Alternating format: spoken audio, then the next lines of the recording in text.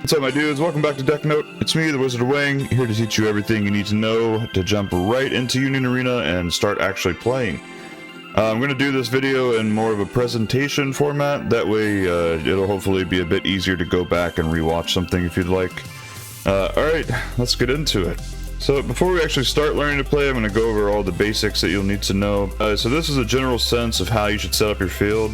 That way each card is in a clearer area to make the game easier to read for both you and your opponent. This is going to be your front line, so this is where you'll actually place your attackers and your blockers. You can play directly to the front line if you need to. This is your energy line, where you'll play characters and sites that will generate you energy so you can play more powerful cards on later turns. Here you'll put your action points. We'll talk more about those and what they do here in a moment. Basically, they're another resource you need to play cards. This is your life area. You'll place 7 cards here that act as your health for the game. So this is labeled as the outside area. I'm using the Japanese translation of the field just because it was the best looking picture I could find. But we're going to call that the sideline in the English version. Cards will go on the sideline when it's removed from the field or when an ability or effect says to put it there. This is your remove area. Cards only go here as specified by an ability or an effect. And this, of course, is where you'll put your deck. Alright, so let's get into how resources work. You'll have 3 action point cards that you'll get over the course of the game in fixed intervals, so you'll never really be resource starved. These cards are not included in the 50 card deck restriction. They exist outside of your deck and will be one of the resources used to actually play cards. So if you look in the bottom right, you can see the actual turn order in which you get action point cards. Alright, continuing on about how resources work, we're going to start out with energy. So energy works a bit different than you may think. Energy generated from cards does not get used up. So for example, if you have 4 energy in your energy line, then you can play multiple 4 energy cost cards as long as you have the action points to do so. This energy does not get tapped like it does in Magic, it simply just exists. Once a card is placed in the energy line, you can immediately use it.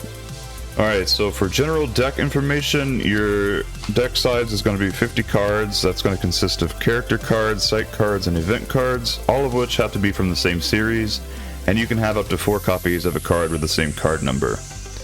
There are several cards with the same names, so this card number is what you'll be wanting to look for to make sure you have no more than 4 copies.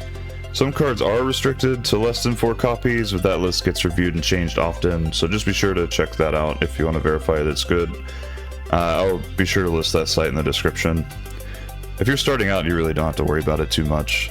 There's also a restriction of 4 cards each that have a color, final, and special in the trigger box of a card. Get more into that here in a bit, but just something to keep in mind if you're building your first deck. Here's an example of the card Speed of Sound Sonic.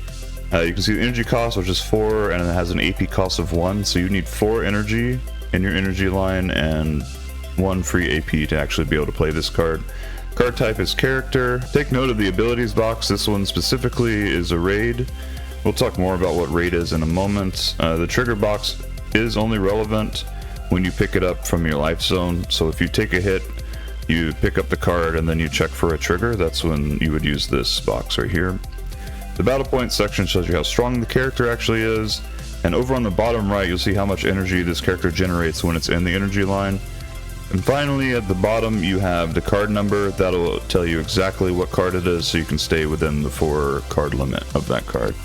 Going more into different card types, your character cards are of course going to be characters from the anime you have chosen to represent your deck. Again, a lot of which do have the same name, but most of the time have different abilities and more or less battle points, also known as BP.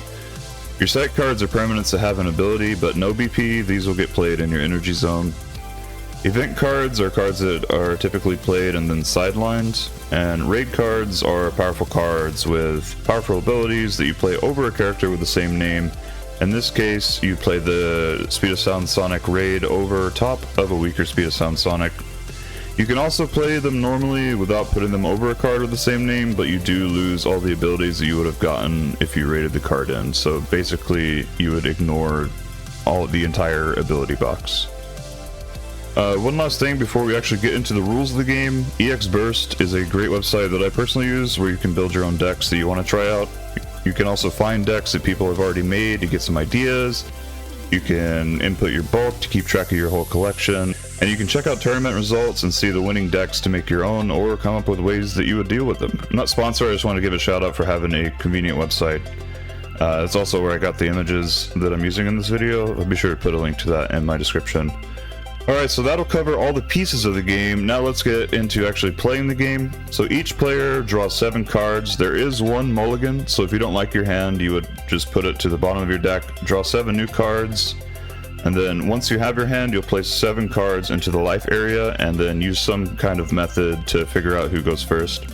So your start phase, you get your first AP, you draw a card unless you went first, and you can use 1 AP to draw an extra card. So if you don't have anything useful after your mulligan, then you can use that to draw a new card. Moving on to the move phase, you would move characters from the energy line to the front line, that way you have attackers and blockers. Keep in mind you cannot move cards from the front line to the energy line unless the character has the step ability. We'll go over this and other keywords a bit later in the video. Onto the main phase, this is where you play characters, sites, and events. You can also activate abilities that specify main phase.